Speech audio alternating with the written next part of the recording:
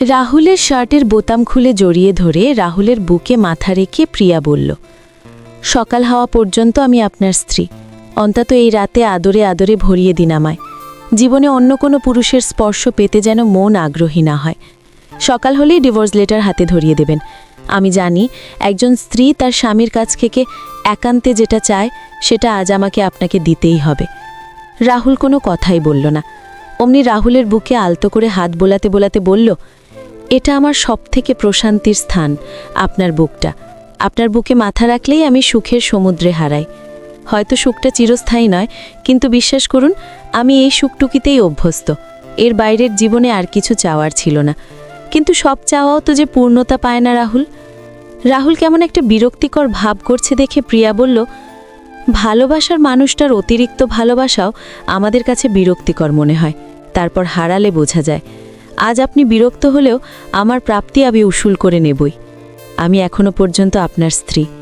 আজ আপনাকে সেরকম করেই চাই যেরকম করে পেয়েছিলাম আমাদের প্রথম একান্ত মিলনের রাতে। আমি চাই আজ আপনি সেই রকমই উন্মাদ হয়ে উঠবেন। আপনার মস্তিষ্কে আমি ছাড়া এক কিচ্ছু থাকবে না এই বিশেষ মুহূর্তে। রাহুল চুপচাপ। অমনি রাহুলের উপর ঝুঁকে পড়ে বলল, হয়তো সেদিন আমার শারীরিক সৌন্দর্য আপনাকে বিমোহিত করেছিল, তাই কোটিপতি হয়ে সামান্য গ্রামের একটা মেয়ের প্রতি দুর্বল হয়ে পড়েছিলেন। আপনার উদ্দেশ্য হয়তো আমার মন ছিল না, দেহ পাওয়ার ছিল। প্রাপ্তি শেষে এখন আর সেই ভালো লাগা নেই, বুঝেছি আমি। সমস্যা নেই, ডিভোর্স পেপার হাতে ধরিয়ে দিলে আমি চুপচাপ চলে যাব। তবে আজকের রাতটা আমায় দিতে হবে হাসি খুশি মনে। রাহুল বলল, সকালেই কাগজ এসে যাবে, আর ড্রয়িং রুমে টেবিলের ওপর স্বাক্ষর করা ব্ল্যাঙ্ক চেকবুক পড়ে আছে, ওটা নিয়ে যেও। যত টাকা প্রয়োজন উঠিয়ে নিও। প্রিয়া হেসে ফেলে বলল, টাকা দিয়ে আপনার বুকটা কিনতে পাওয়া যাবে, যেটা আমার চিরশান্তির আশ্রয়? টাকা দিয়ে আপনাকে কিনতে পাওয়া যাবে, অথবা টাকার বিনিময়ে আপনার ভালোবাসা, জীবনের সবচেয়ে যেটা বেশি গুরুত্বপূর্ণ, যেটা আমার জীবন মরণের প্রশ্ন, সেটাই যদি এই টাকা দিয়ে কিনতে না পাওয়া যায়, তাহলে সেই টাকা দিয়ে কি হবে বলুন তো রাহুল? রাহুল বিরক্তি নিয়ে বলল, এবার একটু থামবে প্লিজ? প্রিয়া আবারও হেসে ফেলে রাহুলের কপালে একটা চুমু খেয়ে বলল, একটা মেয়ে বা স্ত্রী তার স্বামীর কাছ থেকে আসলে কি চায় সেটা কজন পুরুষ গভীরভাবে ভেবেছে আমি জানি না। যদি ভাবত তবে চারিদিকে এত সুখে অসুখ বিস্তার লাভ করত না। হয়তো আপনি সবসময় টাকার কথা বলেন। আসলেই কি একটা মেয়ের চাওয়া বলতে টাকা পয়সা, স্বর্ণ অলংকার? কখনো জানতে চেয়েছেন? আপনাদের পুরুষের সবচেয়ে বড় দোষ শুনতে না চাওয়া। শুধু শোনাতে চায় মনোভাব, যত পারো শুনিয়ে যাও যে কোনো বিষয়। আর এগুলো বইছে জিনের পর জিনে, প্রজন্মের পর প্রজন্মে। যে যেমন দেখছে সে তো তেমনিই শিখছে। স্বামীরা বড্ড পরিশ্রমী। স্ত্রীর বন্ধু হওয়ার মতন সময় তার নেই, দুটো গল্প করার মতন অবসর নেই। লাগবে? ঠিক আছে, ব্যবস্থা করে দিচ্ছি, ব্যাস। মেয়ে বা বউ চায় তার কথাগুলো আগ্রহের সাথে, সম্মানের সাথে তার সঙ্গী হয়ে শুনুক। সিদ্ধান্ত দিতে যাওয়ার দরকার নেই, যখন বলবে তখন না হয় ভাবা যাবে। গয়নাগাটি, শাড়ি, বাড়ির এর আড়ালে একটু নিভৃতের সময়, হ্যাঁ শুধু একটু সময়। সম্পদ নয়, আমাদের কাছে আপনারাই সম্পদ। একটু প্রশংসা করুন না, পয়সা তো লাগে না। চুল বাঁধার আর রাধার জন্য 2 মিনিট কিছু বলুন। আপনাকে আর জড়িয়ে ধরতে হবে না, সে নিজেই মনের অন্তরালে আপনাকে জড়িয়ে ধরে লম্বা একটা চুম্বন দিয়ে দেবে। তাতে আপনি ঘেমে নে দুর্গন্ধে ভরে থাকুক না, তবু আপনার মা বাবার খবরের সাথে একটু টুক করে ওর মা বাবারও খবর নিন। ও আপনাকে আর পায়কে, 7 দিনে 1 দিনই হোক না, সেটাও ওর জন্য বিশাল পাওয়া। আপনার কোনো ভুল ধরে ফেললে তৎক্ষণাৎ স্বীকার করুন, আর বলে দিন অকপটে যে এরপর আর হবে না। বলার সময় একটু স্মিত হাসি রাখুন। এক্ষেত্রে কিন্তু বহু পুরুষ পুরুষত্ব দেখানোর চেষ্টা করে, শাক দিয়ে মাছ ঢাকার অভিনয় করে। অভিনয় মেয়েরা বেশ ভালোই বোঝে। প্রিয়ার কথার মধ্যে শুভর ফোনে সোনিয়ার কল আসে। খপ করে ফোনটা হাতে নিয়ে কল কেটে দিয়ে ফোন সুইচড অফ করে ছুঁড়ে ফেলে দিয়ে প্রিয়া বলে, অন্তত আজকের রাতটা আমি ওই মেয়ের উপস্থিতি চাই না, যে আমার সাজানো ভুবন এলোমেলো করে দিল। ডিম লাইটে অস্পষ্ট আলোয় নিজেকে অনাবৃত করে প্রিয়া বলল, হয়তো আমার প্রতি, মানে আমার শরীরের প্রতি ভালো লাগা ছিল আপনার, আমার প্রতি ভালোবাসা নয়। আর শরীর পেতেই বিয়ে করা। নিন, আপনার স্পর্শে ধন্য করুন আমাকে শেষবারের মতন। রাহুল বলল, ঠিক আছে, তোমার ইচ্ছে পূর্ণ হবে। তারপর তাদের একান্ত সময় প্রতিটি সেকেন্ড অতিবাহিত হচ্ছে, আর প্রিয়ার অস্থিরতা বেড়ে চলেছে সকাল হওয়ার অপেক্ষায়। রাত্রি তখন দ্বীপ্রহর। প্রিয়া রাহুলের বুকে মাথা রেখে অঝরে কাঁদছে। প্রিয়া মনে মনে চাইছে এই রাত যেন ভোর না হয়, এই রাত এমন থাক মৃত্যুর আগের মুহূর্ত পর্যন্ত, এবং তার ভালোবাসার মানুষটা একান্ত তার হয়ে থাক। সময় তো চলমান, প্রকৃতির নিয়ম মেনে সবই চলবে ঠিকঠাক। প্রিয় মানুষটাকে ছাড়া জীবনও হয়তো চলবে, তবে গতিহীন, গন্তব্যহীন। একটা সুন্দর জীবন মানে গাছের ওই সবুজ পাতা। ঝড় এসে ডাল থেকে সেই পাতা বিচ্ছিন্ন হয়ে যেমন গন্তব্যহীন হয়ে পড়ে, প্রিয় মানুষটা ছাড়া জীবনটাও তেমনিই শেষের রাতে। ক্লান্তি ও টেনশনে প্রিয়ার চোখের পাতায় ঘুম জড়ো হয়েছে। হয়তো এটাই প্রিয় মানুষটার বুকে মাথা রেখে শেষ ঘুম। প্রিয়া কখন ঘুমিয়ে পড়ল নিজেই টের পায়নি। যখন ঘুম ভাঙল তখন প্রায় সকাল ৮টা। রাহুল রুমে নেই। প্রিয়া জলদি করে উঠে ফ্রেশ হয়ে শেষবারের মতন রাহুলের জন্য 1 কাপ চা বানিয়ে নিয়ে ড্রয়িং রুমে আসলো। রাহুল চুপচাপ সোফায় বসে আছে। রাহুলের সামনে কাপটা রাখল প্রিয়া। প্রিয়ার ঠোঁটে বিষাদের ছায়া, বুক ভারী হয়ে আসছে কান্নায়। রাহুল যদি একবার বলতো থেকে যেতে। টেবিলের উপর একটা কাগজ দেখিয়ে রাহুল প্রিয়াকে বলল, কাগজ রেডি আছে, তুমি একটা সাইন করলেই হয়। রাতে তোমার ইচ্ছাটা আমি পূরণ করেছি, এবার তুমি তোমার কর্তব্য পালন করো। প্রিয়ার চোখে জল ছলছল। এগিয়ে গিয়ে টেবিলের উপর থেকে কাগজটা তুলে হাতে নিয়ে ভাঙা গলায় প্রিয়া বলল, সাইনটা না হয় পরে করে নেব, কাগজটা আমার কাছে থাক। তবে প্রমিস করছি আপনার সামনে আর স্ত্রীর অধিকার নিয়ে আসবো না কোনো দিন।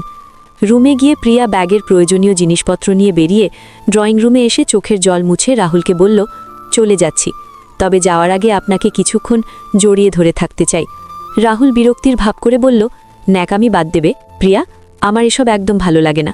প্রিয়া শুকনো ঠোঁটে অনিচ্ছাকৃত হাসি রেখা ফুটিয়ে বলল, আপনার জীবনে সোনিয়া আসার আগে আমার এই ন্যাকামিগুলোই আপনার কাছে সব থেকে প্রিয় ছিল। হঠাৎ ভীষণ বদলে গেলেন, অথচ আপনার প্রতি আমার ভালোবাসা, বিশ্বাস যেমন ছিল তেমনই রয়ে গেছে। গ্রামের মেয়ে তো, সোনিয়ার মতন মডার্ন হওয়া আমার পক্ষে সম্ভব না, তাই হয়তো আপনার ভালো লাগাটা ধরে রাখতে পারিনি। রাহুল আরও বিরক্ত হয়ে বলল, যাবার বেলায় এত কথা বলে বিরক্ত কেন করছো? ড্রাইভারকে বলে দিচ্ছি, ও তোমাকে গ্রামে পৌঁছে দিয়ে আসবে। প্রিয়ার চোখে জল মুছে বলল, থাক, যাওয়ার সময় এই দায়টুকু যদি দেখান তাহলে আপনাকে ছেড়ে আমি আর যেতে পারবো না, আমার মৃতদেহ যাবে। অমনের সোনার সংসারে ঝড় হয়ে এসে সবকিছু তছনছ করে দেয় সোনিয়া। সোনিয়া বর্তমান সময়ের একজন জনপ্রিয় মডেল। রাহুলের কোম্পানির একটা অ্যাড করার জন্য হায়ার করা হয়েছিল সোনিয়াকে। সেখান থেকেই রাহুলের সাথে সোনিয়ার পরিচয়। তারপর যতদিন যায় দুজনের ভিতর একটা সম্পর্ক গড়ে ওঠে। প্রিয়া কোনো কালেই মডার্ন হতে চায়নি, গ্রামীণ জীবনধারায় অভ্যস্ত সে। আর সোনিয়া তো মডার্ন মেয়ে, ভীষণ স্মার্ট, সেই সাথে এত নামডাক। পাশাপাশি দাঁড় করালে কেউ কাউকে সৌন্দর্যে হারাতে পারবে না। তবুও অতিরিক্ত মডার্ন না হতে পেরে হেরে যেতে হলো প্রিয়াকে। জলমাখা চোখে শেষবার রাহুলের দিকে তাকিয়ে একটা দীর্ঘশ্বাস ফেলে প্রিয়া বাসা থেকে বের হতেই সাদা একটা প্রাইভেট কার এসে থামল বাসার সামনে। প্রাইভেট কার থেকে নেমে চোখের চশমা খুলে সোনিয়া প্রিয়াকে বলল, অবশেষে বিদায় নিচ্ছ তাহলে? একটা কথা কি জানো তো, এরকম একটা গেও মেয়েকে বিজনেসম্যান রাহুলের সাথে এমনিতেও মানায় না। স্মার্ট হওয়ার চেষ্টা করো প্রিয়া, এবং নতুন করে জীবন শুরু করো অন্য কারোর সঙ্গে। Good luck. প্রিয়া অনিচ্ছাকৃত হাসি হেসে বলল, স্মার্টনেস মানে যদি হয় মেয়ে হয়ে অন্য মেয়ের সংসার নষ্ট করা, স্বপ্ন ভেঙে গুড়িয়ে দেওয়া, বেহায়াপনা, তাহলে এমন স্মার্ট আমি কোনো কালেই হতে চাইব না। Is it clear Sonia? সোনিয়ার ড্রাইভার রফিক গাড়ি থেকে নেমে এসে সোনিয়ার কানে ফিসফিস করে বলল, ম্যাডাম, গালে কি বেশি জ্বালাপোড়া করতেছে? সোনিয়া অবাক হয়ে বলল, মানে? রফিক বলল, ওই যে প্রিয়া ভাবি ভদ্রভাবে ঠাস করে আপনার গালে কথার থাপ্পড় মেরে দিল। সোনিয়া রেগে গিয়ে রফিকুর গালে একটা থাপ্পড় মেরে বলল, সব সময় অতি চালিকি, এই মাসে তোর বেতন থেকে 1000 টাকা কাটা যাবে। প্রিয়া 1000 টাকার একটা নোট বের করে রফিকুর হাতে দিয়ে বলল, 1000 টাকা কেটে তোমার বড়লোক ম্যাডাম আরও বড়লোক হোক রফিক, আমার কারণে তোমার সর্বনাশ হোক সে আমি চাই না। টাকাটা হাতে নিয়ে রফিক বলল, ভাবি, এ যুগে সত্য কথার ভাত নাই, তাই এই টাকা দিয়া বিরিয়ানি কিনে খামুনে। রফিকুর কথা শুনে প্রিয়া হেসে ফেলল। রাহুল বাসা থেকে বেরিয়ে এলো। রাহুলকে দেখে প্রিয়ার মনে আশার সঞ্চয় হলো। ক্ষণিকের জন্য চোখে মুখে আনন্দের ছায়া। এই বুঝি রাহুল ডেকে বলবে, তোমার কোথাও যেতে হবে না প্রিয়া, ফিরে এসো। কিন্তু রাহুল এগিয়ে গেল সোনিয়ার দিকে। সোনিয়াকে জড়িয়ে ধরে হেসে রাহুল বলল, তোমার আসতে কোনো কষ্ট হয়নি তো? এই দৃশ্য দেখে প্রিয়ার হৃদয়ে আবারও রক্তক্ষরণ। চোখের জল গাল বেয়ে টপ টপ করে মাটিতে ঝরে পড়ছে। প্রিয়া এক মুহূর্ত আর দেরি না করে দ্রুত পায়ে এগিয়ে চলো।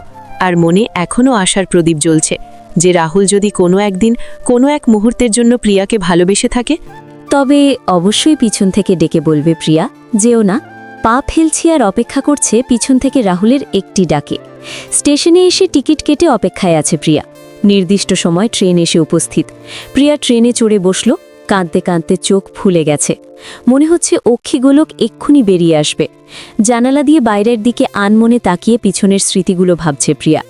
অমনি ভীষণ করে চাইতো একটা বেবি নিতে। প্রতিটি মেয়ের মনেই মা হওয়ার স্বপ্নটা কমন। সে একটা কিউট বেবির মা হবে। কিন্তু রাহুলের তাতে আপত্তি ছিল। রাহুল বারবার বলতো, আরে বেবি পরে নেওয়া যাবে, আগে কয়েক বছর উপভোগ করি নতুন বিবাহিত জীবনটা। এখন সন্দেহ হচ্ছে প্রিয়ার, তাহলে কি শুরু থেকেই রাহুলের মনে এরকম ছিল যে শরীরটা লুটে নিয়ে একদিন বিদায় করে দেবে? না মনের আকাশে ব্যথার কালো মেঘের ঘনঘটা। সেই মেঘের বৃষ্টি ঝরছে প্রিয়ার চোখ থেকে অঝরে। ট্রেনের জানালার সাথে মাথা ঠেকিয়ে কাঁদছে প্রিয়া। এমন সময় 14-15 বছর বয়সী একটা ছেলে হাতে বাদামের ডালা নিয়ে এসে প্রিয়াকে বলল, আপু বাদাম লাগবে? প্রিয়া ঘুরে ছেলেটির দিকে তাকিয়ে চোখে জল মুছে বলল, না ভাইয়া, লাগবে না।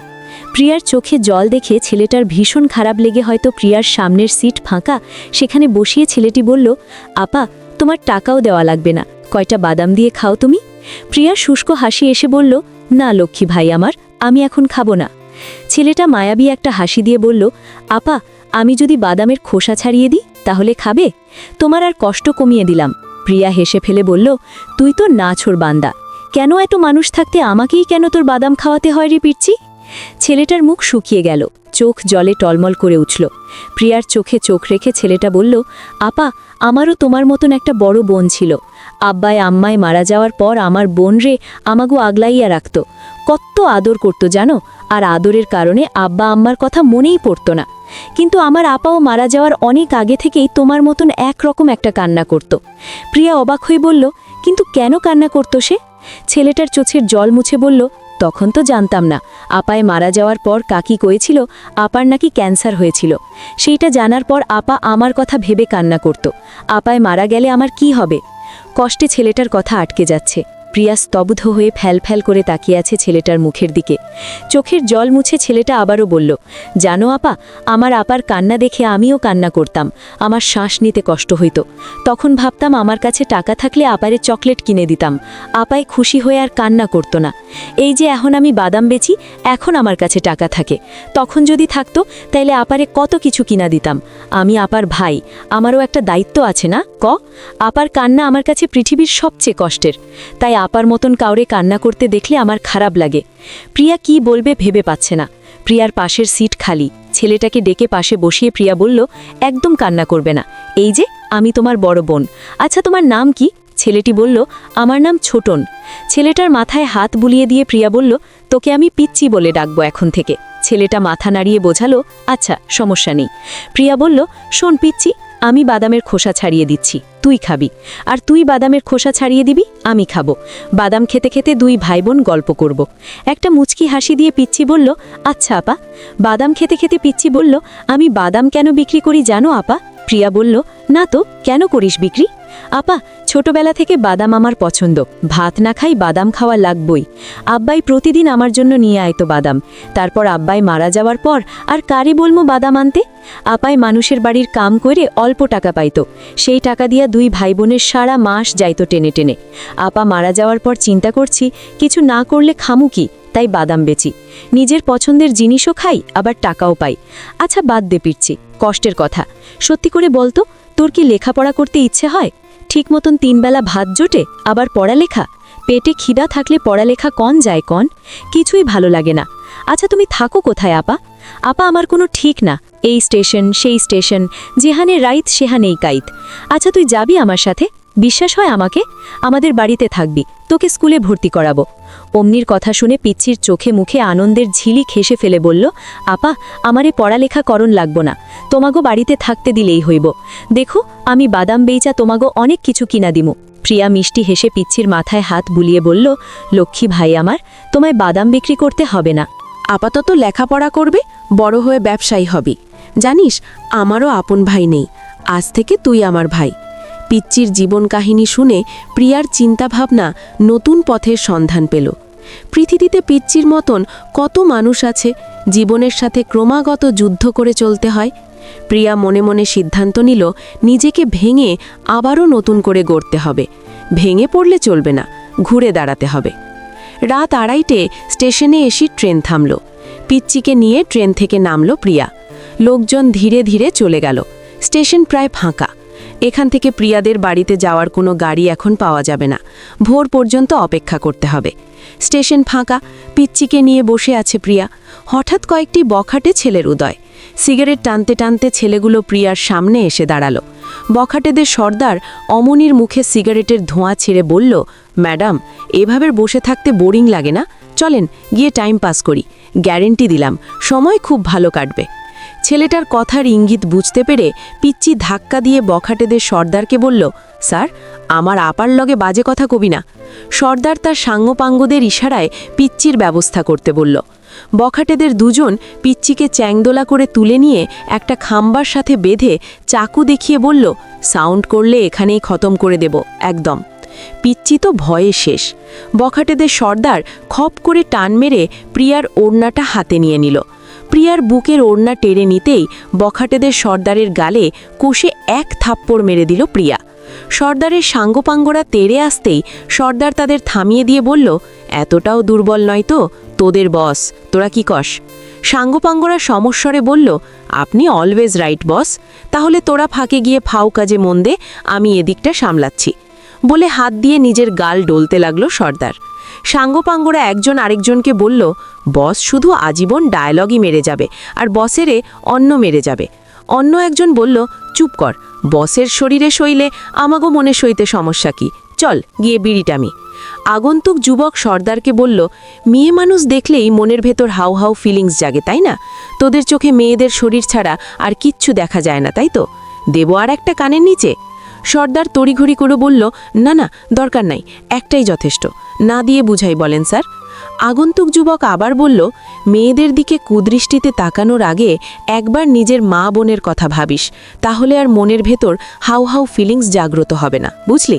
আর যদি প্রিয়া স্থানে তোর নিজের বোন হতো তো তখন কেমন লাগতো তোর? আগন্তুক যুবকের মুখে প্রিয়া তার নিজের নাম শুনে ভীষণ অবাক হয়ে গেল। কেউ তো প্রিয়ার নাম একবারও উচ্চারণ করেনি, তাহলে সে কি করে জানল? সর্দার আগন্তুক যুবককে বলল, স্যার, এত সুন্দর করে উচিত শিক্ষা এর আগে কেউ দেয়নি তো, তাই দিন দিন বদ অভ্যাসগুলো আরও খারাপ হয়ে গেছে। সর্দারের বদ অভ্যাস খারাপ হয়ে যাওয়ার কথা শুনে প্রিয়া আবারও হেসে ফেলল। প্রিয়া ভীষণ অবাক, কে এই আগন্তুক যুবক যার আগমনে এতবার হাসি ফুটল প্রিয়ার মুখে? সর্দার কাচুমাচু করে আগন্তুক যুবককে জিজ্ঞেস করল, কিন্তু আপনি কে স্যার? বিষয়টা একটু ক্লিয়ার করে বুঝিয়ে বলেন। যুবক বলল, আর একটা দিলেই সব কিছু ক্লিয়ার বুঝতে পারবে, দেব নাকি? সর্দার একটু দূরে সরে গিয়ে বলল, না থাক, মুরব্বীরা বলে বেশি বোঝা স্বাস্থ্যের জন্য ক্ষতিকর। তারপর সর্দার তার সাঙ্গপাঙ্গ নিয়ে হাওয়া হয়ে গেল। খাম্বার সাথে বেঁধে রাখা পিচ্চি চেঁচিয়ে বলল, আমারে কি মুক্ত করবা? প্রচুর নিম্নচাপ, কিন্তু খাম্বার গোড়াতেই করে দিমু। পিচ্চির কথা শুনে প্রিয়া ও আগন্তুক যুবক দুজনেই হেসে ফেলল। যুবকটি পিচ্চিকে বলল, না শেষে তোমার জলে স্টেশন ভিজে গিয়ে সরকারের বিশাল ক্ষতি হয়ে যাবে। যুবক এগিয়ে গিয়ে বাঁধন খুলে পিচ্চিটাকে মুক্ত করে আনল। প্রিয়া এগিয়ে এসে আগন্তুক সুদর্শন যুবকের মুখোমুখি দাঁড়িয়ে প্রশ্ন করল, ওদের হাত থেকে আমাকে রক্ষা করার জন্য আপনাকে অশেষ ধন্যবাদ এবং কৃতজ্ঞতা। এবার বলুন তো আপনি কে? যুবক মিষ্টি হেসে বলল, আমি মাটি ও কাদার, আমি কালো ও সাদার, আমি মেঘের ও বৃষ্টির। পিচ্চি বলল, ওই মিয়া, আপনি একা এতজনের জ্ঞান? পিচ্চির কথা শুনে আবারও প্রিয়া হেসে ফেলল। যুবক আবারও বলল, আমি মাথার উপর বিস্তৃত নীলের ক্যানভাস। এবার প্রিয়া বুঝতে পেরে ফেলল, তার মানে আপনি নিলয়? যুবক মিষ্টি হেসে বলল, হ্যাঁ, আমি নিলয়। পিচ্চি বলল, বড় ভাই, নামটা সোজাসুজি না বইলা প্যাঁচাইয়া বলার কি দরকার? নিলয় হেসে ফেলে বলল, মেয়েদের এভাবে কথার প্যাচে ফেলে ইমপ্রেস করতে হয়। পিচ্চি, সে তুমি বুঝবে না। প্রিয়া বলল, মিস্টার নিলয়, আমি প্রিয়া, এবং ভীষণ অবাক হলাম তখন আপনার মুখে আমার নামটা শুনে। সত্যি করে বলুন তো, আপনি আমার নাম জানলেন কিভাবে? নিলয় আবারও মিষ্টি হেসে বলল, এটা তেমন মারাত্মক কিছু নয়। প্রিয়া চাইলে কত কিছুই তো সম্ভব। তুমি ট্রেন থেকে নেমে হাতে থাকা ট্রেনের টিকিট দলা চকরে ফেলে দিয়েছিলে স্টেশনে, সেটা আমার নজরে পড়েছিল, সেটা তুলে নিয়ে নামটা দেখেছিলাম।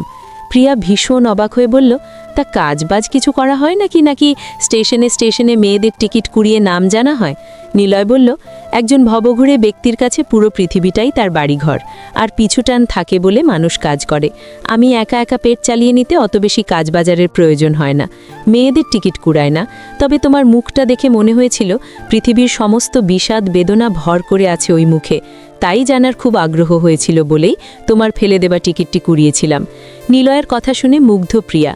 একটা মানুষ এতটা সুন্দর করে কথা বলতে কি করে পারে? পিচ্চি নিলয়কে বলল, ভাই, তোমার আবভাব দেখা মনে হয় না তুমি ভবঘুরে। যার ইনকাম নাই তার আবার এত সুন্দর পোশাক আশাক। সত্যি বল, তুমি কেডা? নিলয় হেসে ফেলে বলল, পিচ্চি, একটু স্মার্ট হয়ে না চললে মানুষ মানুষ বলে মনে করে না। সুন্দর করে গুছিয়ে কথা না বলতে পারলে, পরনে ভালো পোশাক আশাক না থাকলে তোমার প্রিয়া আপুও এতটা গুরুত্ব দিত নাই নিলয়কে। যুগের সাথে তাল মিলিয়ে চলতে হয়, বুঝলে? নিলয়ের কথা শুনে প্রিয়া আরও অবাক। নিলয়ের কথাগুলো হুবহু মিলে যাচ্ছে প্রিয়ার জীবনে ঘটে যাওয়া ঘটনার সাথে। সোনিয়া মডার্ন এবং স্মার্ট মেয়ে বলেই রাহুলের কাছে প্রাধান্য পেল, আর প্রিয়া গ্রামের মেয়ে, স্মার্ট এবং মডার্ন হতে পারেনি বলেই রাহুল প্রিয়াকে দূরে সরিয়ে দিল। নিলয় প্রিয়ার চোখে চোখ রেখে বলল, সময় যদি ছুঁড়ে ফেলে দিতে চায়, বুঝে নিতে হবে নিজেকে ভেঙে আবার নতুন করে সাজিয়ে সময়ের উপযোগী করে নেবার সময় হয়ে গিয়েছে প্রিয়া। অমনি আরও ভীষণ অবাক হয়ে ফ্যালফ্যাল করে নিলয়ের দিকে তাকিয়ে ভাবছে, কিছু তো একটা রহস্য লুকিয়ে আছে এই নিলয়ের মধ্যে। কে এই নিলয়? নেশায় বুধ হয়ে পড়ে আছে রাহুল, পাশে সোনিয়া শুয়ে আছে। এই অবস্থায় রাহুলকে জড়িয়ে ধরে সোনিয়া কয়েকটা সেলফি তুলে প্রিয়ার হোয়াটসঅ্যাপে পাঠিয়ে দিল। সোনিয়ার উদ্দেশ্য এসব দেখে যেন প্রিয়ার মনটা আরও ভেঙে যায়। কোনো মেয়ে তার প্রিয়জনের পাশে অন্য মেয়ের ছায়াও সহ্য করতে পারে না, সেখানে নিজের স্বামীর বুকে অন্য মেয়েকে দেখে অমনির কেমন লাগবে সেটা দেখার জন্যই এই পৈশাচিক কর্মকাণ্ড। আর এসব দেখে অমনি আর কখনো যেন ফিরে না আসে সেই প্ল্যান করা। ফোনের নোটিফিকেশন সাউন্ড বাজতেই ফোন আনলক করে হোয়াটসঅ্যাপে সোনিয়ার পাঠানো ছবিগুলো দেখে নিজেকে স্থির রাখা সম্ভব হলো না প্রিয়ার। মাথা ঘুরে মাটিতে পড়ে গেল। নিলয় এবং ওই পিচ্চি অনেক চেষ্টা করে প্রিয়ার হুঁশ ফেরালো। প্রিয়া যে বিশাল বড় আঘাতে আবারও এলোমেলো, সেটার ছাপ স্পষ্ট প্রিয়ার চোখে মুখে। কি হয়েছে জানতে চেয়েও আবারও চুপ হয়ে গেল নিলয়। এই মুহূর্তে কোনো প্রশ্ন করা ঠিক হবে না। স্টেশনে গাড়ির ভিড় বাড়তে লাগলো। নিলয় প্রিয়াকে বলল, এবার বাড়িতে যাবার গাড়ি তো পেয়ে যাবেন, তাহলে আর দেরি কেন? প্রিয়া বলল, আপনি কোথায় যাবেন? নিলয় মৃদু হেসে বলল, আমি তো যাব বর, পুরো পৃথিবীটাই আমার, যেদিকে দুচোখ যায় চলে যাব। প্রিয়া বলল, আপনি আমার এত বড় উপকার করলেন, যদি বন্ধু ভাবেন তাহলে আমার একটা কথা রাখবেন। বলুন, আপনিও আমাদের সাথে চলুন, কিন্তু কোনো কিন্তু নয়। আপনার যতদিন ইচ্ছে আমাদের ওখানে থেকে তারপর না হয় চলে যাবেন। ওকে, এত করে যখন বলছেন তখন আর না করি কিভাবে?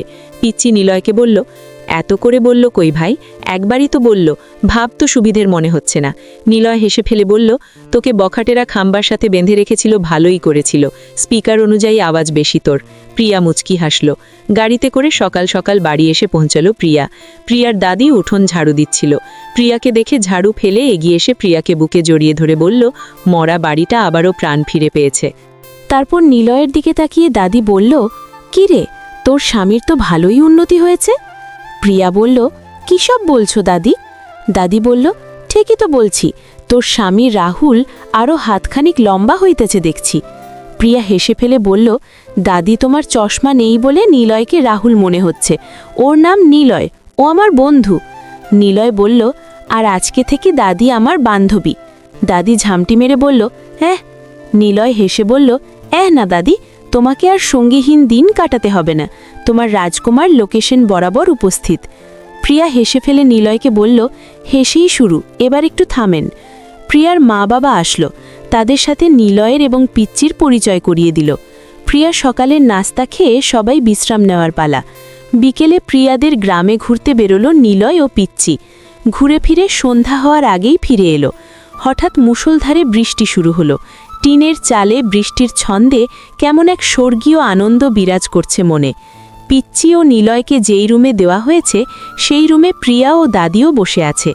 সবাই মিলে বসে গল্প করছে। প্রিয়ার মা একটা ট্রেতে করে চা এবং চাল ভাজা দিয়ে গেল। গ্রামের বাড়িতে বৃষ্টির দিনে চায়ের সাথে চাল ভাজা অথবা মুড়ি খাবার আনন্দটাই আলাদা। সময়টা আরও চাঙ্গা হয়ে ওঠে। জানালা দিয়ে হু হু করে বৃষ্টি ভেজা ঠান্ডা শীতল হাওয়া রুমের মধ্যে ঢুকছে। নিলয়ের ঠান্ডা লাগছে বুঝতে পেরে একটা পাতলা কাঁথা এনে নিলয়ের হাতে দিয়ে প্রিয়া বলল, এটা গায়ে জড়িয়ে নিন, ভালো লাগবে। গল্প শেষে যে যার রুমে। প্রিয়া অন্ধকারে তার রুমের জানালার পাশে দাঁড়িয়ে বাইরের বৃষ্টি ভেজা উত্তাল হাওয়ায় গাছের ডালপালা উড়িয়ে নেওয়ার দৃশ্য উপভোগ করছে। বাইরের পরিবেশ এবং প্রিয়ার মনের পরিবেশ দুটোই আজ একই রকম। প্রিয়ার মনেও কষ্টের দমকা হাওয়া সব কিছু তছনছ করে দিয়ে যাচ্ছি। এমন এক বৃষ্টি ভেজা দিনে বাজার থেকে ফেরার পথে ব্রেন স্ট্রোক করে রাস্তায় পড়ে যায় প্রিয়ার বাবা। রাহুলই তখন এখানে এসেছিল ঘুরতে। বাবাকে রাস্তায় পড়ে থাকতে দেখে রাহুল জলদি করে জেলা শহর হাসপাতালে নিয়ে যায়। প্রিয়াদের পারিবারিক আর্থিক অসচ্ছলতা দেখে রাহুলই প্রিয়ার বাবার চিকিৎসার সকল ব্যয় বহন করে। সেখান থেকেই রাহুলের প্রতি এক পৃথিবী কৃতজ্ঞতা জন্ম নেয় প্রিয়ার মনে। রাহুল এবং প্রিয়াদের মধ্যে খুব ভালো সুসম্পর্ক গড়ে ওঠে।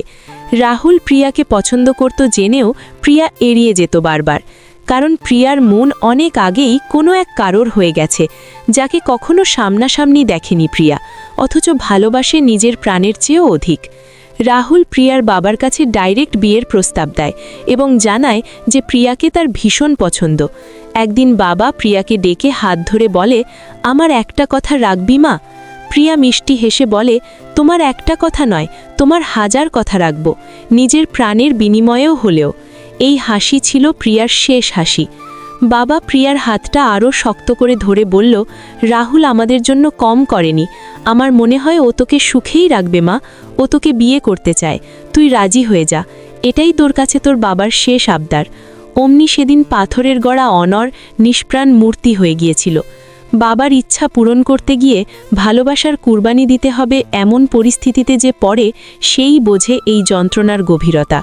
প্রিয়া মুখ থেকে সেদিন একটা শব্দও বের করতে পারেনি, সারা রাত কেঁদে কাটিয়েছিল।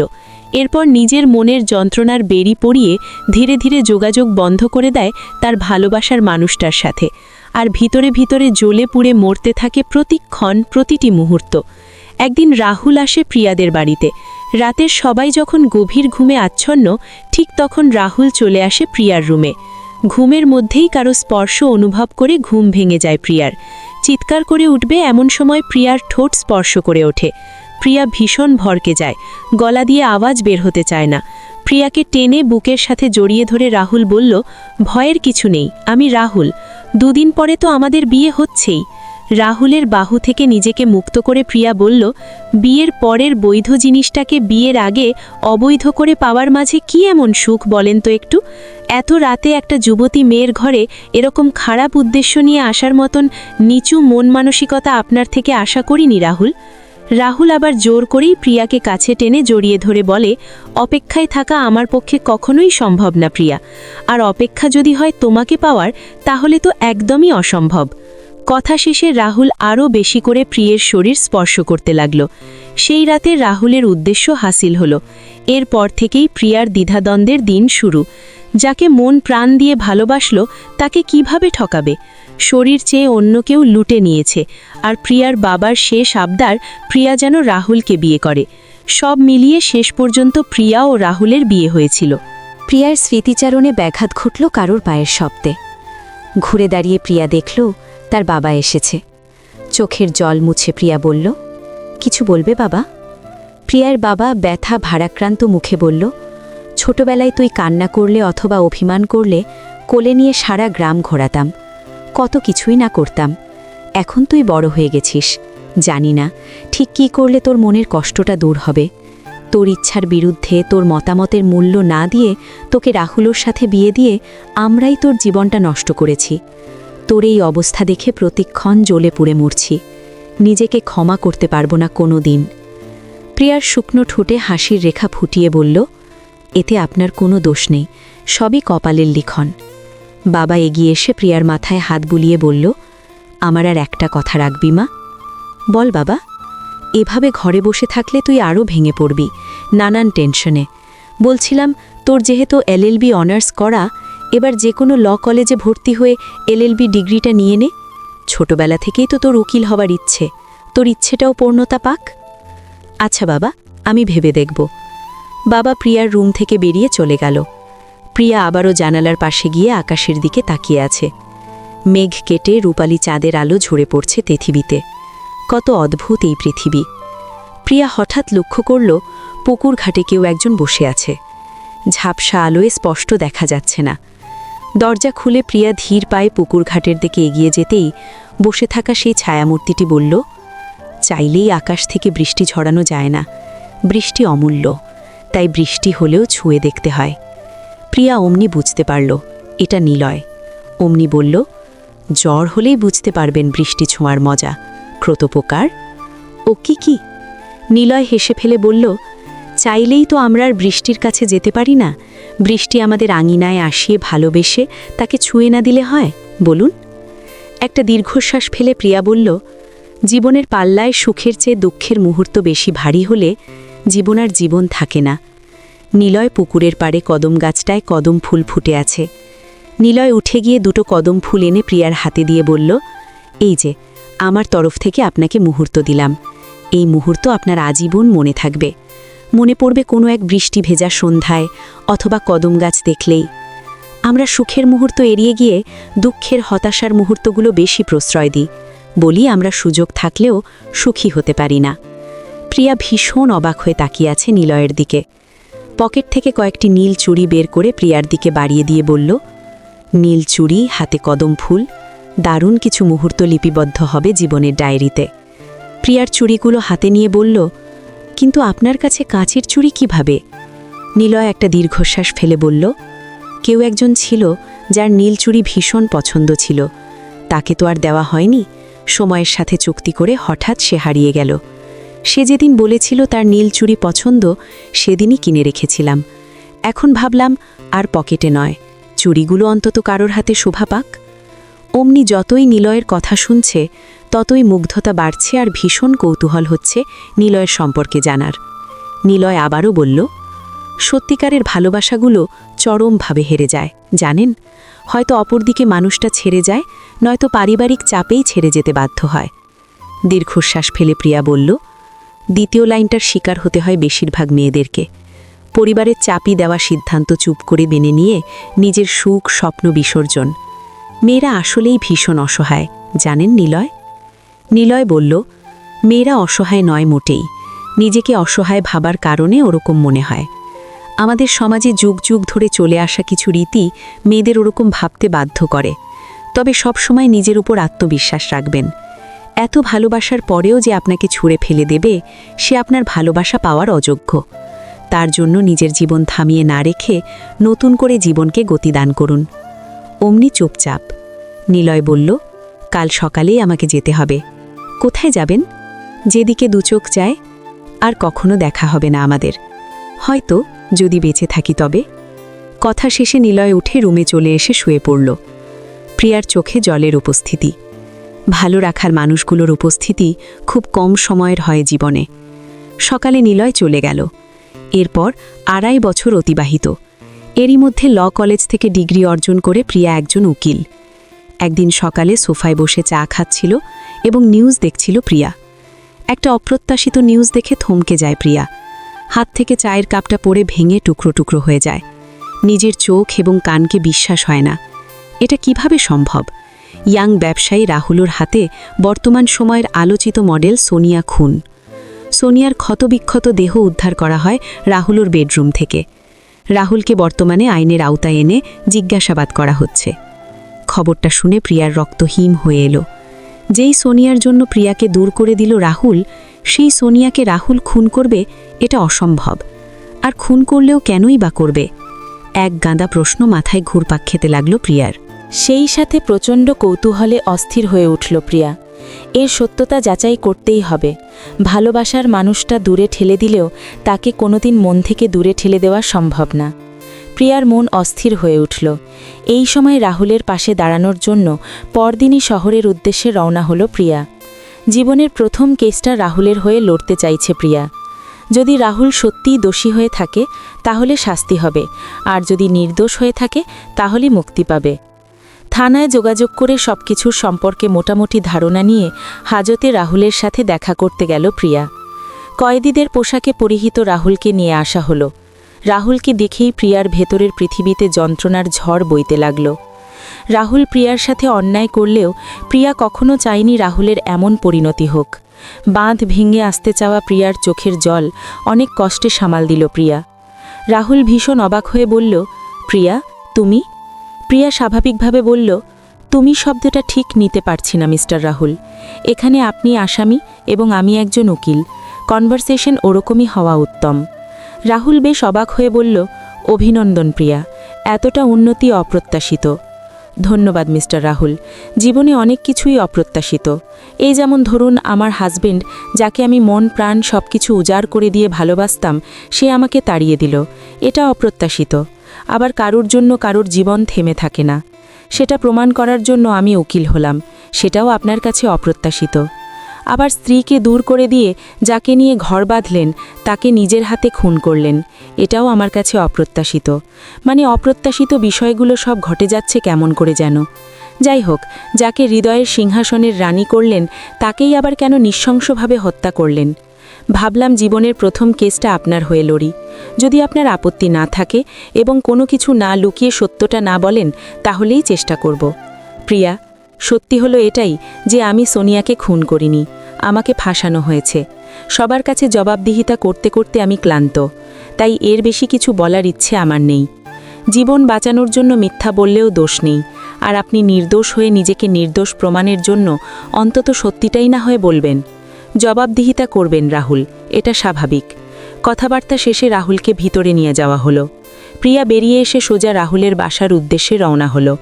মাঝপথে হঠাৎ প্রিয়ার মজনুর কথা মনে পড়ে গেল, রফিক, যে সোনিয়ার ড্রাইভার ছিল। রফিককে খুঁজে বের করল প্রিয়া। রফিকের চেহারাতেও ভয়ের চাপ স্পষ্ট। পুলিশ রফিককে শহরের বাইরে যেতে নিষেধ করেছে আপাতত। প্রিয়া অভয় দিয়ে রফিককে বলল, রফিক, যারা এটা করেছে তারা মাস্টার প্ল্যান করেই করেছে।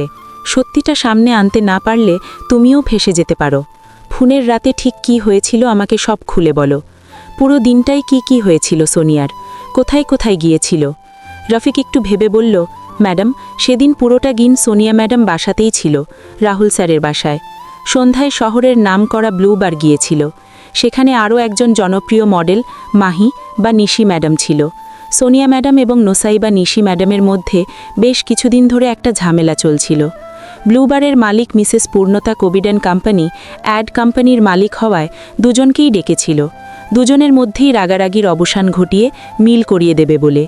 কিন্তু সোনিয়া ম্যাডাম এবং নোসাইবা নিশি ম্যাডাম দুজনেই কেউ আপসে আসতে চাইছিল না। প্রিয়া অবাক হয়ে বলল, কিন্তু দুজনের ভেতর গণ্ডগোল ছিলটা কি নিয়ে? ম্যাডাম, ইটালিয়ান একটা কসমেটিক ব্র্যান্ড দেশে প্রচারের জন্য একটা অড নির্মাণ করার দায়িত্ব দেয় মিসেস পূর্ণতা কোভিড অ্যান্ড কোম্পানিতে। যেহেতু ইটালিয়ান নামকরা ব্র্যান্ড, কোটি টাকার ডিল। মিসেস পূর্ণতা কোভিড মডেল হিসেবে প্রথমে মাহি ম্যাডামকে প্রথমে সিলেক্ট করলেও রাহুল স্যারের সহায়তায় সোনিয়া ম্যাডাম মাহিকে সরিয়ে মডেল হিসেবে কন্ট্রাক্টে সাইন করে। এইসব নিয়েই ঝামেলা চলছিল। আচ্ছা, তারপর কি হয়েছিল ব্লুবারে? সোনিয়া ম্যাডাম আমাকে ডেকে বলেছিল তার ফিরতে অনেক রাত হবে, তাই আমি ওখান থেকে চলে আসছিলাম। কোথায় গিয়েছিলে, সোনিয়ার বাসায় নাকি রাহুলের বাসায়? আপনি চলে যাবার পর থেকে সোনিয়া ম্যাডাম রাহুলের বাসাতেই থাকতো সবসময়, তাই রাহুল স্যারের বাসাতেই গিয়েছিলাম। রাহুল তখন কোথায় ছিল? বাসায় ছিল ম্যাডাম। তখন আনুমানিক রাত কটা হবে? 10টা। রাহুল কি করছিল বাসায় তখন? ঘুমাচ্ছিল ম্যাডাম। রাহুল ঘুমাচ্ছে শুনে ভীষণ অবাক হলো প্রিয়া। রাত 2-3টের আগে তো কোনোদিন রাহুল ঘুমায় না, ওই দিন কেন 10টার দিকেই ঘুম? প্রিয়া বলল, ওই দিন রাহুল কোথায় গিয়েছিল বলতে পারবে রফিক? না ম্যাডাম, তা তো জানি না। রাহুলের গাড়িটা কোথায়? বাসায়, পার্কিংয়ে আছে। চলো আমার সাথে। কোথায় ম্যাডাম? রাহুলের বাসায়। রফিককে নিয়ে প্রিয়া রাহুলের বাসায় এসে পার্কিংয়ে ঢুকে রাহুলের গাড়ি আনলক করে রফিককে বলল, গাড়ির মাইলেজ মিটারে দেখো রাহুলের গাড়ি নতুন কেনা থেকে ইন পর্যন্ত কত কিলোমিটার রয়েছে। Madam, 8545 kilometre. প্রিয়া বাসার সিসিটিভি ক্যামেরা চেক করে দেখল খুনের আগের দিন সকাল 9টায় গাড়ি নিয়ে বেরিয়েছিল রাহুল। বাসা থেকে অফিসে যেতে 20 কিলোমিটার আর আসতে 20 কিলোমিটার, টোটাল 40 কিলোমিটার। রফিক অবাক হয়ে বলল, কিছু পাইছেন ম্যাডাম? অমনি বলল, জলদি রাহুলের অফিসে চলো, ওখানকার সিসিটিভি ফুটেজ চেক করতে হবে। অফিসে সিসিটিভি ফুটেজে দেখা যাচ্ছে 9টা 20 মিনিটে রাহুল অফিসে এসে পৌঁছায়। তার মানে বাসা 9টার সময় বেরিয়ে রাহুল ঠিক সময়ই অফিসে এসে পৌঁছেছিল। এরপর দেখা যায় সারাদিন স্টাফদের নিয়ে মিটিং সহ নানান অফিসিয়াল কাজে ব্যস্ত ছিল রাহুল। রাত 8টায় অফিস থেকে বের হয় রাহুল, কিন্তু বাসার সিসিটিভি ফুটেজে দেখা যাচ্ছিল রাহুল বাসায় ফেরে রাত 9টায়। অফিস থেকে বাসায় ফিরতে 20 মিনিটের রাস্তা, বাকি 40 মিনিট রাহুল কোথায় ছিল? প্রিয়া রফিককে বলল, রফিক জলদি আবার রাহুলের বাসায় চলো। রাহুলের গাড়িতে তো জিএসপি ট্র্যাকিং সিস্টেম চালু আছে, বের করতে হবে ওই দিন রাহুলের গাড়ি কত কিলোমিটার পথ অতিক্রম করেছিল। ওই দিনের ডেটা নিশ্চয়ই স্টোর করা আছে। রাহুলের বাসায় এসে পার্কিংয়ে ঢুকে প্রিয়া চেক করে দেখল ওই দিন রাহুলের গাড়ি টোটাল 45 কিলোমিটার পথ অতিক্রম করে। তার মানে অফিস থেকে ফেরার পথে ওই বাড়তি 40 মিনিট কোথাও কাটিয়েছিল, যেখানে আসতে যেতে ওই বাড়তি 5 কিলোমিটার। হঠাৎ প্রিয়ার মনে পড়ল রাহুল প্রায় অফিস থেকে ফেরার পথে নবনীতা কফি শপে কফি খাওয়ার জন্য যেত। প্রিয়ার ধারণা এবার মিলে যাচ্ছে। ওই রাতে রাহুলের জলদি ঘুমিয়ে পড়ার রহস্য নিশ্চয়ই নিশির সাথে জড়িত। রাহুল এবং সোনিয়া যে গভীর ষড়যন্ত্রের শিকার তাতে বিন্দুমাত্র সন্দেহ নেই। হঠাৎ গুলির শপে লাফিয়ে উঠল প্রিয়া। তাকিয়ে দেখল একটা বুলেট রফিকুর মাথা ভেদ করে বেরিয়ে গেল। রফিক মাটিতে লুটিয়ে পড়ল। কালো মুখোশ পরিহিত খুনি এবার পিস্তলটা প্রিয়ার দিকে তাক করল। এমন নয় তো যে এই খুনি সোনিয়াকেও খুন করেছিল? প্রিয়া এসব হিসেব মেলাতে মেলাতে পিস্তলধারী খুনি কখনো একেবারে কাছে এসে মাথায় পিস্তলের নল ঠেকিয়েছে প্রিয়া টেরও পায়নি।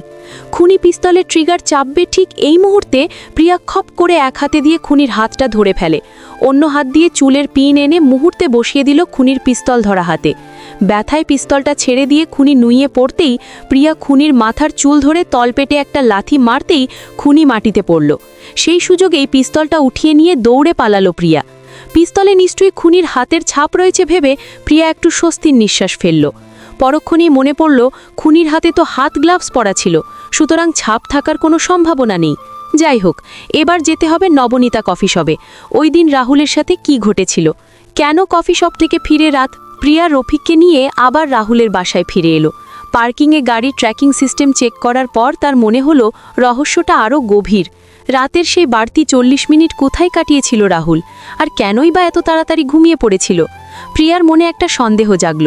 কফি শপে কিছু একটা ঘটেছিল যা রাহুলকে অজান্তেই ঘুম পাড়িয়ে দিয়েছিল। প্রিয়া রফিককে বলল, রফিক তুমি এখানে থাকো, আমি নবনীতা কফি শপে যাচ্ছি, ওখানে গিয়ে সব কিছু খুঁজে দেখতে হবে। রফিক ভয়ে ভয়ে বলল, ম্যাডাম সাবধানে যাবেন, যে খুনি আমার দিকে গুলি ছুঁড়েছে সে আপনাকেও খুঁজছে। প্রিয়া মৃদু হেসে বলল, ভয় পেও না, আমি এখন আর সেই গ্রামের অসহায় মেয়ে নই, আমার সাথে এখন আইনের শক্তি আছে।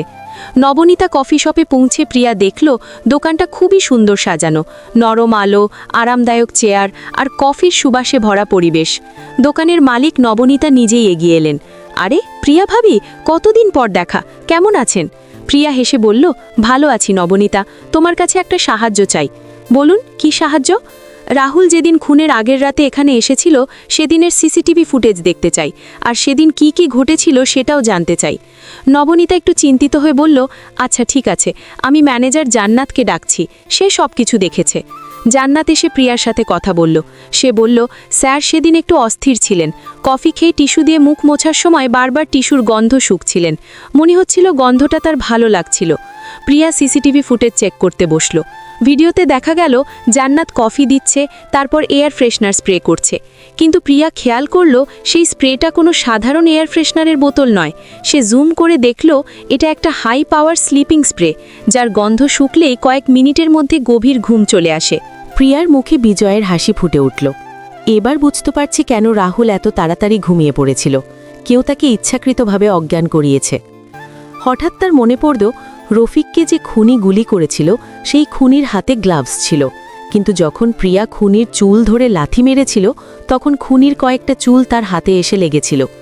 সেই চুল ফোরেন্সিকে পাঠালে খুনির পরিচয় বেরিয়ে আসবে। প্রিয়া ফোন বের করে পুলিশকে খবর দিল, কিন্তু ঠিক তখনই পিছন থেকে একটা মাইক্রোবাস এসে থামল। কয়েকজন লোক নেমে প্রিয়ার মুখে কাপড় চেপে ধরল। প্রিয়া আর কিছু বুঝে ওঠার আগেই সে অজ্ঞান হয়ে গেল। যখন প্রিয়ার জ্ঞান ফিরল তখন সে একটা অন্ধকার গুডাউনে চেয়ারের সাথে বাঁধা, তার সামনে দাঁড়িয়ে আছে বজলু নামের একজন বিশ্রী চেহারার লোক আর তার সঙ্গীরা। বজলু হাসতে হাসতে বলল, এখন যদি আমরা সবাই মিলে তোর শরীরটা লুটে ডাস্টবিনে ফেলে দিই, কে বাঁচাবে তোকে বল? এই কেসে নাক না গলিয়ে সরে যা, না হলে গলায় চাকু তুলতে বাধ্য হব। প্রিয়া ভয় না পেয়ে বলল, যারা এত বড় ষড়যন্ত্র করেছে তাদের কাছে তোমরা শুধু পোষা কুকুর, আমি সত্য বের করবই। বজলু রেগে গিয়ে প্রিয়ার গলায় চাকু ধরল। ঠিক তখনই গুডাউনের দরজায় ঠক ঠক শব্দ হলো। একজন গুন্ডা দরজা খুলতেই ভিতরে ঢুকে পড়ল এক যুবক। ভাই, ম্যাচ হবে, বিড়ি ধরামু? বজলু অবাক হয়ে বলল, কে তুই? বজলুকে দেখলেও শহর কাঁপে, আর তুই বিড়ি ধরাতে এসেছিস? যুবক মুচকি হেসে বলল, ভাই, জীবনের প্রতি আর মায়া নেই, তাই বাঘের গুহায় রাত কাটাতে এসেছি। আপনি যদি দয়া করে আমাকে খুন করেন তাহলে আর আত্মহত্যা করতে হবে না। প্রিয়া যুবকের দিকে তাকিয়ে চমকে উঠল। এ তো নিলয়। নিলয় বজলুর দিকে তাকিয়ে বলল, ভাই, আপনারও তো প্রেমে ভাঙা হৃদয়। বিলকিসের কথা মনে আছে? সেই দুঃখে আপনি গুন্ডা হয়ে গেছেন, আর এই মেয়েটিও তার ভালোবাসার মানুষকে বাঁচাতে এত ঝুঁকি নিচ্ছে। আপনি কেন তার দুঃখ আরও বাড়াচ্ছেন? বজলু একটা দীর্ঘশ্বাস ফেলে ছুরি ফেলে দিল। ইমোশনালি হিট করলি রে ভাই। ঠিক আছে, যা, কিন্তু মনে রাখিস এই শহরে আমার নাম আছে। নিলয় প্রিয়ার বাঁধন খুলে দিয়ে বলল, চলো প্রিয়া, তোমার কেসের সমাধান এখন হাতের মুঠোয়। মূল ষড়যন্ত্রকারী কেউ ভাবতেও পারেনি। প্রিয়া অবাক হয়ে বলল, কে সে? নিলয় মৃদু হেসে বলল, ফাতিমা, সেই এই পুরো খেলার মাস্টারমাইন্ড। গুডাউন থেকে বেরিয়ে প্রিয়া আর নিলয় দ্রুত একটা রিকশায় উঠে পড়ল। প্রিয়ার হাত এখনও কাঁপছে, কিন্তু চোখে একটা দৃঢ় সংকল্প। প্রিয়া নিলয়ের দিকে তাকিয়ে বলল, ফাতিমা, সে তো ইটালিয়ান ব্র্যান্ডের অর্ডের জন্য সবচেয়ে বেশি লড়াই করছে, কিন্তু সে কিভাবে এত বড় ষড়যন্ত্র করবে? আর তুমি এত কিছু জানলে কিভাবে? নিলয় হালকা হেসে বলল, আমি তো ভবঘুরে মানুষ প্রিয়া। আমার কাজই হলো মানুষের মুখের কথা শোনা আর তাদের চোখের ভাষা পড়া। ফাতিমার সাথে আমার পরিচয় হয়েছে অনেক আগে। সে আমাকে ভেবেছিল শুধু একটা সুন্দর মুখ আর মিষ্টি কথার পাত্র। আমি সেই ভুলের সুযোগ নিয়েছি। প্রিয়া অবাক হয়ে বলল, মানে তুমি তুমি তার সাথে? নিলয় মাথা নাড়ল, না, যা ভাবছ তা নয়। আমি শুধু তার কাছাকাছি গিয়েছিলাম। একটা ইটালিয়ান লিপস্টিক দিয়ে তার মন জয় করার চেষ্টা করেছি। তারপর ধীরে ধীরে কথার ফাঁকে ফাঁকে তার পরিকল্পনা বের করে নিয়েছি, আর সব কিছু রেকর্ড করে রেখেছি। প্রিয়া চুপ করে কিছুক্ষণ ভাবল, তারপর বলল, তাহলে এখন কি করব? পুলিশের কাছে যাব? নিলয় বলল, পুলিশের কাছে যাওয়ার আগে আমাদের আরও একটা প্রমাণ দরকার। ফাতিমা যে পূর্ণতা কবিরের পার্সোনাল অ্যাসিস্ট্যান্টকে টাকা দিয়ে কন্ট্রাক্ট পাইয়ে দিয়েছে, এর প্রমাণ চাই। আর সেই প্রমাণ আছে ফাতিমার ফোনের মেসেজে। প্রিয়া বলল, কিন্তু তার ফোন আমরা কিভাবে পাব? নিলয় মুচকি হেসে বলল, আজ রাতে ফাতিমার একটা প্রাইভেট পার্টি আছে, সেখানে আমি ঢুকব। তুমি বাইরে থেকে অপেক্ষা করবে। যদি কিছু বিপদ হয় তাহলে তুমি পুলিশকে খবর দেবে। প্রিয়া দ্বিধায় পড়ে গেল, কিন্তু তুমি যদি ধরা পড়ে যাও? নিলয় তার চোখে চোখ রেখে বলল, আমি ধরা পড়লে তুমি অন্তত রাহুলকে বাঁচাতে পারবে। আর আমার তো কোনো বাঁধন নেই প্রিয়া, আমি শুধু একটা ছায়া। ছায়ারা ধরা পড়ে না। রাত গভীর হলো। প্রিয়া একটা কালো শাড়ি পরে নিলয়ের সাথে পার্টির কাছাকাছি একটা গলিতে অপেক্ষা করছে। নিলয় একটা স্যুট পরে হাতে একটা ছোট ডিভাইস নিয়ে ভিতরে ঢুকে গেল। প্রিয়ার বুক ধরফর করছে। সে ফোনে রাহুলের পুরনো ছবি দেখছে। একসময় যে মানুষটা তার সব ছিল, আজ সে জেলে। প্রিয়ার চোখে জল চলে এলো। হঠাৎ তার ফোনে একটা মেসেজ এলো অজানা নম্বর থেকে, তুমি যা করছো তা বন্ধ করো, না হলে তোমার ছোট ভাই ছোটনের কি হবে আমি জানি না। প্রিয়া চমকে উঠল। ছোটন, যাকে সে নিজের ভাইয়ের মতো করে বড় করছে, কে এই মেসেজ পাঠিয়েছে? ফাতিমা কি জেনে গেছে? ঠিক তখনই নিলয় দৌড়ে বেরিয়ে এলো। তার হাতে একটা ফোন। পেয়েছি, ফাতিমার ফোন থেকে সব মেসেজ আর ট্রান্সফারের প্রমাণ কপি করে নিয়েছি। চলো এখান থেকে সরে পড়ি। দুজনে দ্রুত সেখান থেকে চলে গেল। রাস্তায় এসে প্রিয়া নিলয়কে জড়িয়ে ধরে বলল, তুমি ঠিক আছো তো? নিলয় হেসে বলল, আমি তো ভালোই আছি, কিন্তু তুমি কাঁদছো কেন? প্রিয়া চোখ মুছে বলল, ছোটনের কথা মনে পড়ল, ওকে যদি কিছু হয়। নিলয় প্রিয়ার কাঁধে হাত রেখে বলল, কিছু হবে না, আমি আছি। আর এবার আমরা শেষ ধাপে। কাল সকালে আমরা পুলিশ আর কোর্ট দুটোতেই যাব। ফাতিমার খেলা এখানেই শেষ। পরদিন সকালে প্রিয়া আর নিলয় পুলিশ স্টেশনে গেল। সব প্রমাণ জমা দিল। ফাতিমার ফোনে message, bank transfer are sleeping স্প্রের ব্যবহারের প্রমাণ, সব কিছু একসাথে। পুলিশ অফিসার অবাক হয়ে বললেন, এত বড় ষড়যন্ত্র! আমরা এক্ষুনি ফাতিমাকে গ্রেফতার করছি। প্রিয়া চুপচাপ শুনছিল। তার মনে শুধু একটা প্রশ্ন, রাহুলকে কি সত্যিই বাঁচানো যাবে? পুলিশ স্টেশন থেকে বেরিয়ে প্রিয়া আর নিলয় একটা ছোট্ট চায়ের দোকানে বসল। প্রিয়ার হাতে এখনও কাগজের ফাইলটা শক্ত করে ধরা। ফাতিমার মেসেজ, টাকা ট্রান্সফারের রেকর্ড, স্লিপিং স্প্রের প্রমাণ, সব কিছু একসাথে। কিন্তু প্রিয়ার মনটা এখনও অস্থির। প্রিয়া চায়ের কাপটা হাতে নিয়ে বলল, নিলয়, কাল কোর্টে শুনানি। আমি রাহুলের পক্ষে লড়ব, কিন্তু যদি জাজ সব প্রমাণ দেখেও না মানেন? নিলয় চোখ তুলে তাকালো। তার চোখে একটা অদ্ভুত শান্তি। তুমি যা পারো তা করবে, বাকিটা সময়ের উপর ছেড়ে দাও। আর আমি তো আছি।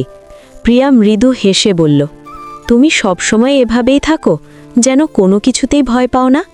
নিলয় একটু থেমে বলল, ভয় তো পাই, কিন্তু যখন দেখি কেউ আমার জন্য লড়ছে না, তখন আমি নিজের জন্য লড়তে শিখে গেছি। আর তুমি যখন লড়ছ, তখন আমার ভয়টা কমে যায়। পরদিন কোর্ট। আদালত কক্ষ ভর্তি। সবাই উৎসুক। রাহুল কাঠগড়ায় দাঁড়িয়ে আছে। তার চোখে ক্লান্তি, কিন্তু প্রিয়াকে দেখে এক মুহূর্তের জন্য চোখে আলো জ্বলে উঠল। প্রিয়া উঠে দাঁড়ালো। তার গলা শুকিয়ে গেছে, কিন্তু সে দৃঢ় কণ্ঠে বলতে শুরু করল, মাননীয় বিচারক, আমার মক্কেল রাহুল খান নির্দোষ। তাকে ইচ্ছাকৃতভাবে ফাঁসানো হয়েছে। এখানে প্রমাণ রয়েছে। প্রিয়া একে একে সব প্রমাণ দেখাতে লাগল। স্লিপিং স্প্রের ব্যবহার, ফাতিমার সাথে পূর্ণতা কবিরের অ্যাসিস্ট্যান্টের টাকা লেনদেন, ফাতিমার ফোন থেকে উদ্ধার করা মেসেজ, সব কিছু। ফাতিমা কাঠগড়ায় দাঁড়িয়েছিল। তার মুখ ফ্যাকাশে। সে চিৎকার করে উঠল, এসব মিথ্যে, আমি কিছু করিনি। কিন্তু প্রমাণগুলো এতটাই স্পষ্ট যে আদালতের নীরবতা নেমে এলো। বিচারক প্রমাণগুলো দেখে বললেন, এই কেসে রাহুল খানকে নির্দোষ ঘোষণা করা হলো। ফাতিমাকে গ্রেফতার করা হোক। আদালত থেকে বেরিয়ে রাহুল প্রিয়ার দিকে এগিয়ে এলো। তার চোখে জল। প্রিয়া, আমি তোমার কাছে ক্ষমা চাই। আমি সব ভুল করেছি। প্রিয়া চুপ করে তাকিয়ে রইল। তারপর ধীরে ধীরে পকেট থেকে সেই পুরনো ডিভোর্স লেটারটা বের করল। সে সাইন করে রাহুলের হাতে দিয়ে বলল, তুমি এটাই চেয়েছিলে, নাও, আমি তোমাকে মুক্ত করে দিলাম। রাহুলের হাত কাঁপতে লাগল। সে বলল, প্রিয়া, আমাকে আরেকটা সুযোগ দাও, আমি বদলে যাব। প্রিয়া মাথা নাড়ল। না রাহুল, কিছু জিনিস ফিরে আসে না। তুমি আমার অপূর্ণতায় থেকে যাও, আমি এখন পূর্ণ। ঠিক তখনই নিলয় পাশে এসে দাঁড়ালো। প্রিয়া তার দিকে তাকিয়ে হাসল। চলো নিলয়, বাড়ি যাই, ছোটন অপেক্ষা করছে। রাহুল দাঁড়িয়ে রইল। তার চোখ দিয়ে জল গড়িয়ে পড়ছে, কিন্তু প্রিয়া আর পিছনে ফিরে তাকালো না। বাইরে বেরিয়ে প্রিয়া নিলয়ের হাত ধরল। তুমি আমাকে বলেছিলে, সত্যিকারের ভালোবাসা কখনো হারে না। আজ আমি বুঝতে পেরেছি। নিলয় মৃদু হেসে বলল, আর আমি বুঝতে পেরেছি যে আকাশের নিচে তুমি দাঁড়িয়ে আছো, সেই আকাশটা এখন তোমার। দুজনে হাঁটতে লাগল। পিছনে রাহুলের ছায়া ছোট হতে হতে একসময় অদৃশ্য হয়ে গেল। কোর্ট থেকে বেরিয়ে প্রিয়া আর নিলয় গ্রামের পথে রওনা দিল। গাড়ির জানালা দিয়ে বাইরের সবুজ ধানক্ষেত আর দূরের নদীর ঝিলিক দেখতে দেখতে প্রিয়ার মনটা হালকা লাগছিল। অনেকদিন পর মনে হচ্ছে সে আবার নিজের মতো করে বাঁচতে পারবে।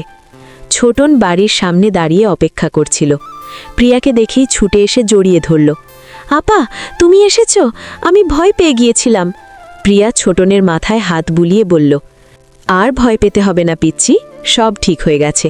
দাদি উঠানে বসেছিলেন। প্রিয়া আর নিলয়কে দেখে মুচকি হাসলেন।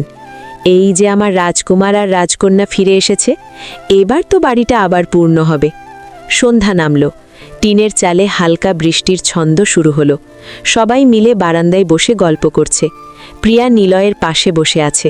দুজনের মাঝে একটা নীরব বোঝাপড়া।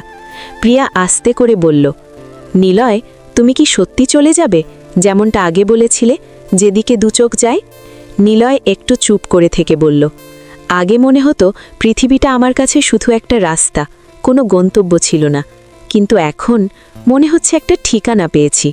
প্রিয়া তার দিকে তাকালো, চোখে চোখ রেখে বলল, আমার মনের আকাশে তুমি এসে থামলে, এখন আর কোথাও যাওয়ার ইচ্ছে নেই। নিলয় প্রিয়ার হাতটা আলতো করে ধরল। তাহলে থেকে যাই এই আকাশের নিচে, তোমার পাশে। দাদি দূর থেকে দেখে মৃদু হাসলেন। ছোটন দৌড়ে এসে দুজনের মাঝে বসে পড়ল। আপা, ভাইয়া এখন থেকে আমাদের সাথে থাকবে তো? প্রিয়া হেসে বলল, হ্যাঁ, থাকবে, চিরকাল। রাত গভীর হল। বৃষ্টি থেমে গেছে। আকাশ পরিষ্কার। তারারা ঝিকমিক করছে। প্রিয়া আর নিলয় পুকুর ঘাটে বসে আছে, একই জায়গায় যেখানে প্রথমবার নিলয়ের সাথে দেখা হয়েছিল। প্রিয়া বলল, মনে আছে তুমি বলেছিলে চাইলেই আকাশ থেকে বৃষ্টি ঝরানো যায় না, বৃষ্টি অমূল্য। নিলয় হেসে বলল, আর তুমি বলেছিলে জ্বর হলেই বুঝতে পারবেন বৃষ্টি ছোঁয়ার মজা। দুজনে হেসে উঠল। প্রিয়া আস্তে করে বলল, আজ আমি বুঝতে পেরেছি বৃষ্টি শুধু ছোঁয়ার জন্য নয়, বৃষ্টি হলো ভালোবাসা, যেটা এসে আমাদের ভিজিয়ে দেয়, ধুয়ে দেয়, নতুন করে বাঁচতে শেখায়। নিলয় প্রিয়ার কপালে একটা আলতো চুমু খেয়ে বলল, আর আমি বুঝতে পেরেছি আকাশটা কখনো একা থাকে না, কারণ তার নিচে সবসময় একটা প্রিয়া থাকে। দুজনে চুপ করে তারার দিকে তাকিয়ে রইল। পৃথিবীটা যেন থেমে গেছে, শুধু তাদের দুজনের হৃৎস্পন্দন আর দূরের ঝিঝির ডাক শোনা যাচ্ছে। সময়টা যেন থেমে গেছে। গ্রামের ছোট্ট বাড়িটা আজ আলোয় ভরা। উঠানে ফুলের মালা, টিনের চালে নতুন রং, আর বাতাসে মিষ্টি গন্ধ। আজ প্রিয়া আর নিলয়ের বিয়ে। দাদি সকাল থেকে ছুটোছুটি করছেন। ছোটন নতুন জামা পরে ঘুরে বেড়াচ্ছে। প্রিয়া ঘরের ভিতরে বসে আছে, লাল শাড়িতে সেজে। তার চোখে একটা শান্ত আলো, যেন সব ঝড় পেরিয়ে অবশেষে নিজের আকাশ খুঁজে পেয়েছে। নিলয় এসে দাঁড়ালো দরজায়। সাদা পাঞ্জাবি পায়জামায় সে আজ অন্যরকম লাগছে, চোখে সেই চিরচেনা মৃদু হাসি। প্রিয়া, আজ থেকে আমি আর ভবঘুরে নই, আমার একটা ঠিকানা হয়েছে। প্রিয়া উঠে দাঁড়ালো। তার চোখে জল চিকচিক করছে, কিন্তু মুখে হাসি। আর আমি আর কারো অপূর্ণতায় বাঁচব না, তুমি আমার পূর্ণতা। দুজনে হাত ধরে বেরিয়ে এলো। উঠানে সবাই দাঁড়িয়ে। দাদি চোখ মুছছেন। ছোটন চিৎকার করে উঠল, আপা ভাইয়া, এবার আমরা তিনজন একসাথে থাকবো, তাই না? নিলয় হেসে ছোটনকে কোলে তুলে নিল। হ্যাঁ পিচ্চি, এবার থেকে আমরা একটা পূর্ণ পরিবার। বিয়ের আসর বসল। 7 পাকে ঘুরতে ঘুরতে প্রিয়া নিলয়ের দিকে তাকালো। তুমি কি প্রতিজ্ঞা করছো আমার সুখ দুঃখের সব মুহূর্তে থাকবে? নিলয় ধীর কণ্ঠে বলল, আমি প্রতিজ্ঞা করছি যতদিন আকাশ থাকবে ততদিন আমি তোমার ছায়া হয়ে থাকব। বৃষ্টি হোক বা রোদ, ঝড় হোক বা শান্তি, আমি তোমার সাথে থাকব। প্রিয়া চোখ বন্ধ করে বলল, আর আমি প্রতিজ্ঞা করছি তোমার সেই অদেখা ভালোবাসার জন্য যে আমি অপেক্ষা করেছিলাম, সেই ভালোবাসা আমি আজীবন ধরে রাখব। তুমি আমার আকাশ, আমি তোমার বৃষ্টি। 7 পাক শেষ হলো। সবাই হাততালি দিল। দাদি আশীর্বাদ করলেন। ছোটন লাফাতে লাফাতে বলল, এখন আমারও একটা পূর্ণ পরিবার হলো। রাত নামল। বাড়ির ছাদে প্রিয়া আর নিলয় পাশাপাশি দাঁড়িয়ে। আকাশে তারা ঝলমল করছে। দূরে কোথাও একটা কুকুর ডাকছে। বাতাসে শান্তি। প্রিয়া বলল, জানো, একসময় মনে হতো জীবনটা শেষ হয়ে গেছে, কিন্তু তুমি এসে দেখিয়ে দিলে জীবনটা কখনো শেষ হয় না, শুধু নতুন করে শুরু হয়। নিলয় প্রিয়ার কোমরে হাত রেখে বলল, আর আমি ভেবেছিলাম আমার জীবনটা শুধু একটা লম্বা রাস্তা, কিন্তু তুমি এসে সেই রাস্তার শেষে একটা বাড়ি বানিয়ে দিলে। দুজনে হাত ধরে দাঁড়িয়ে রইল। আকাশের নিচে একটা ছোট্ট গ্রামের ছাদে দুটো হৃদয় অবশেষে এক হয়ে গেল। প্রিয়া আস্তে করে ফিসফিস করে বলল, পূর্ণতাই তুমি। নিলয় হেসে বলল, আর সমাপ্তিও তুমি।